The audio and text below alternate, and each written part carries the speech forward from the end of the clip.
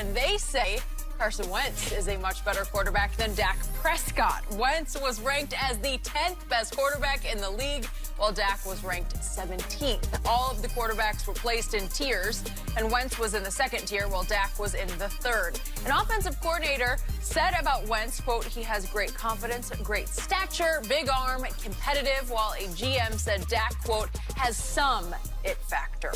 Some it factor. Interesting. I want to know what Skip had to say, but Shannon, do you agree with those rankings?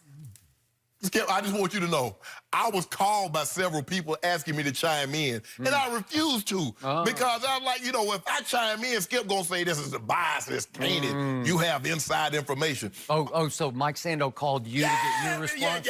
Yeah, because he already know. Skip, everyone, why?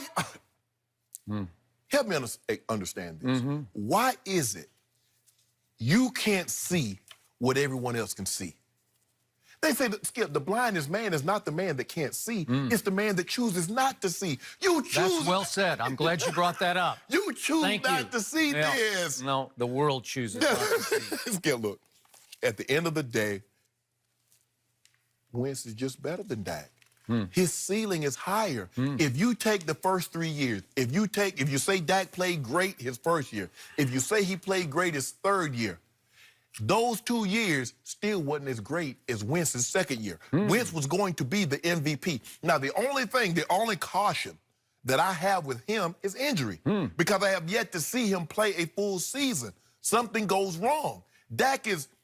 Is Dak more durable? Absolutely. But he doesn't give you the potential upside, the Super Bowl, Hall of Fame credentials that I believe that Carson Wentz possesses.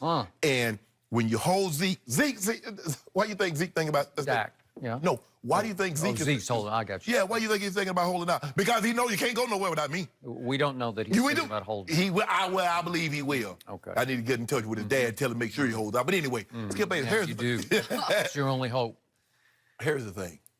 Dak had an opportunity for 6 games to prove that, you know what? This offense does not run through Ezekiel Elliott. I am the big dog. I'm the lead dog in the sled. You know that Delaware, Skip, you know you got the lead dog. And once you be the lead dog, they can never put him back in the pack. He either leads or he goes back to the shed. That's what Dak had an opportunity to do. Why couldn't he do that, Skip? When are you talking about? In 2017, when Ezekiel Elliott was suspended. I was thinking about when he finally got a receiver last year. Did he have a receiver in 2017? He had Dez Bryant. You had no use for Dez Bryant. You know who else did he have? Nobody. Hold on. Nobody. Did you notice that in all those great, when Amari Cooper took off when he got with Dak, guess what also took off? Zeke. Career high catches and rushing. Did you notice that? Led the league in rushing again. Did you notice how it coincides? The guy who took off was the quarterback. Skip, do you notice how it coincides? Lead the league in rushing, we win the division. First year, who led the league in rushing, Skip? In year 3. I think it's about to be my turn. It's your turn, take it away. So, I really appreciated this athletic breakdown because for the first time, we got some objectivity about Carson Wentz, or as I call him, Wentz, is W-I-N-C-E, because he makes me wince every time he drops back to throw. So, here are a few of the quotes that I read, and these are anonymous quotes, but a defensive coordinator said, I just don't know his ability to read it and have touch passes. He can throw hard balls in there, and he has a super strong arm. I do not yet know if he has the touch and the feel to ascend. Where have you heard that, Mr. Sharp, from this side of the table from day one about Carson Wentz? Next quote from a coach who studied the Eagles this offseason. He's damn good and he can run, but he does not play with a calm to him yet. Calm, as in C-A-L-M, calm. What have I told you from the start about Carson Wentz, whose bandwagon you attempt to drive?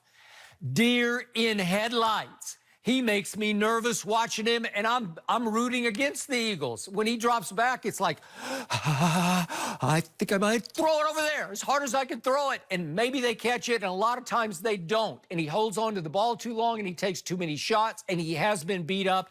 And I'm knocking on wood for him because God bless him. I hope he makes it through this year unscathed. But the final quote that I will read, this one from an anonymous evaluator, Wentz just got paid. So if all of a sudden they go 7-9, which I think is a distinct possibility, it is going to be, wait a minute, about Carson Wentz. I think he needs to reconfigure how he plays, meaning he better start to protect himself a little bit more in the pocket. All interesting, and by the way, the NFL Top 100, they just released 100 down to 90 this morning, I believe it was, or maybe it was late last night. And Carson Wentz has plummeted from 3rd in the rankings a year ago to 96th in the rankings. So he was hurt.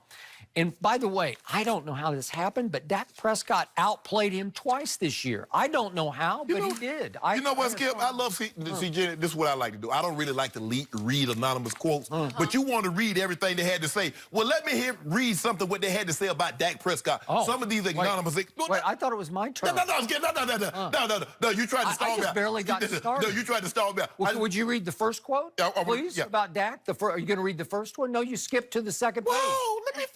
Hold on. Can I make my argument? Okay. I mean, you look here. If we're in courtroom, you can't tell the prosecution or the defense, well, I think you need to start there. Can I start? Well, you should start from the start of the article. I don't know. I should be able to start from where I want to make my argument. One of these anonymous execs says, I think when it comes down to it, his accuracy is going to limit him because there are 3 or 4 throws a game you miss. Time out. I must interject. He is, that guy's a fool. And there are a lot of fools quoted in here. That guy's a fool. This is the quarterback who set the all-time record for accuracy in his first 3 years in completion percentage. Nobody in the history of the National Football League in his first 3 years of playing quarterback has been more deadly accurate than Dak Prescott. Thank you. Go ahead. Make him look like a fool. Go ahead, read some more foolishness. If I'm not mistaken, very good friend of mine. Been knowing him a long time. We happen to be Hall of Fame teammates. Oh, Troy Aikman said the same thing about Dak's accuracy. But we're going to keep on. But hold on. Another GM says, I think he's a classic 3, which is a tier 3 skip. A high 3, where he needs really good people around him. When he's got a receiver, he's better. When he has that running game rolling, he's better. He's much better. And play action is very, very important to him. Okay, now let us go back to the top of this section of the story, and let us read another. It's a longer quote, but it's the best one because it is the most insightful quote about my guy, Dak Prescott, and this comes from a veteran personnel evaluator. Here we go. He's a fool. Time out. When they got Amari Cooper, he really ascended. Throw in the O-line, the running back. They had Randall Cobb in the slot. And I think tier 2 could be the low number. I could see them winning 12 or 13 games. You got that right. And having people come back next year and saying, oh, maybe he's closer to a 1. That's what I've been telling you all along. That's what you're about to see. The planets are aligned for the team on the verge, the Dallas Cowboys, to break out because the quarterback got a receiver. And once he got that receiver last year, that team went 7-1 with Amari Cooper, and he threw 13 touchdowns to only 3 interceptions.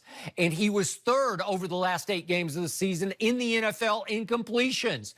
And he was 4th in completion percentage. He was just lighting it up. He was 5th in touchdowns over that last 8 games. I mean, look at what. I mean, look at what they said he needed. He needed a receiver, strong running game, O-line, defense. Everything. Well, hell, I mean, if I get Jeff Bezos money, I could be a billionaire. Who had the best QBR in the playoffs? Not Tom Brady, not, dare I say, Aaron Rodgers. He wasn't in the playoffs, and certainly not my homeboy. It was Dak Prescott. He had a 78 in 2 playoff games. That's the average of 2 playoff games. That was the #1 QBR. Yeah. And what did he take home? Okay. Well, was it his fault? Because he outplayed Jared Goff in that game. He did. He outplayed him. Well, I want you. Well, the last quote that was written, and this guy seems to be, he knows what he's talking about. He says he's sturdy, he's tough, he doesn't get hurt, he has some it factor, some in quotation. They put that in quotation. It depends how you emphasize that. If you say he has some it factor, if you emphasize the it factor, so you're reading it the way you want to read it. He didn't say he has some it factor. He said he has some it factor. It factor. So is that what they told you to put the emphasis at Vanderbilt? Okay. You know it's right. Oh, yeah, that's your Shakespearean, because the rising and the falling of the voice. That's, that helps with telling a story. But anyway, the 3 needs a good run game and a strong defense.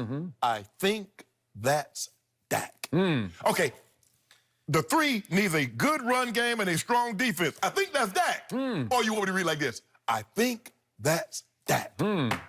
I think Dak Prescott has led the NFL in game-winning drives the last 3 years. And I think Dak Prescott was the starting quarterback in as many victories as any quarterback has the last 3 years except for Tom Brady. How do you explain that? My guy has won the QBR title. My guy was going to win the MVP had he not gotten hurt. You know that, and I know that, Skip. I don't know that for a fact. You do know that for a fact. All I know is that Nick Foles took over and played 2 of the greatest playoff games I've ever seen and should have won 2 road playoff games last year if Alshon hadn't dropped the ball in New Orleans. And he's ranked below Dak Prescott in this ranking. Nick one Foles. Spot. Your guy, one spot. Your guy's one. Wow. Skip, I keep telling you. You know, I am on record. This is going to be the year of Dak Prescott. Book it. Book it. Here come the Cowboys. Right. I mean, look, 17, there's 32 teams. What does that tell you, Skip? What does that tell you? What is 17 or 32? What that tell you, Skip? How do you explain that Dak Prescott has he's faced Aaron Rodgers 3 times in his career, 3 times. And took 2 L's. And he outplayed him all 3 times, and he has an average QBR against Aaron of 80 to Aaron's 62. I don't know how that happened. How could you be a tier 3? You know what? All these guys are going to be crying tears when they watch Dak ascend. The operative word is ascend. Why do you do this, Skip? Why do you do this? I'm not going to do. He's going to do. No, you keep, number 4. You keep telling me that he went head-to-head with Aaron Rodgers.